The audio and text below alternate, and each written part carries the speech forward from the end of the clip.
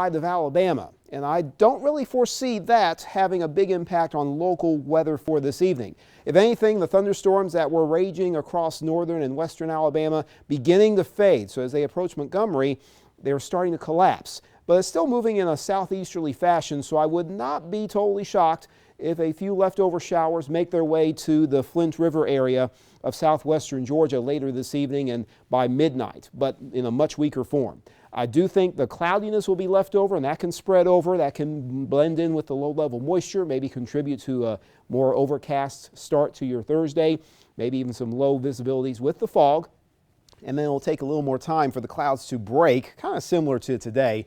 However, we will see increasing amounts of sunlight and a steadier south and southwest wind pattern. If temperatures warm up enough, we can have, similar to today, a couple of those clouds bubbling up and producing a stray shower. So we keep that 10% coverage in the picture to account for that possibility, but it's not a big chance. So I wouldn't put too much weight or worry on rain activity for Thursday. However, if you're worried about how warm it's going to get, well, it's going to get into the lower 80s in many cases. And if you're even more concerned about the visibility issues for the morning, we are not going to have much of a problem until you get into the 2 a.m. to about 8 a.m. time frame. That's when the visibilities are forecast to reach their lowest, maybe upwards of 1 mile or less. And in areas of dense fog, you can have visibilities less than a quarter mile. So be aware of that possibility. Check in with Reed Leibarger, and he'll let you know what's going on outside of your house when it comes to fog on sunrise tomorrow morning.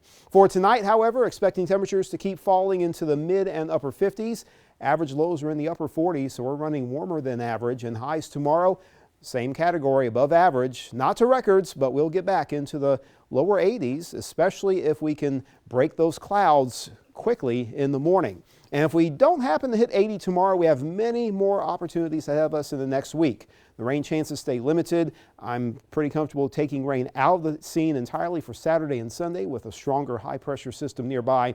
And then next week, an isolated chance for a couple showers or a thunderstorm on Tuesday. So a first alert for that, not a big issue right now, but just keep in mind it could be a little stormy for a few. So is this going to be a dry heat or a humid heat? Kind of in the middle. It's not going to be summertime mugginess, but you may be able to feel at least some higher humidity levels. I'm not ready for that humidity yet. Neither am I. All right, thank you, Cass.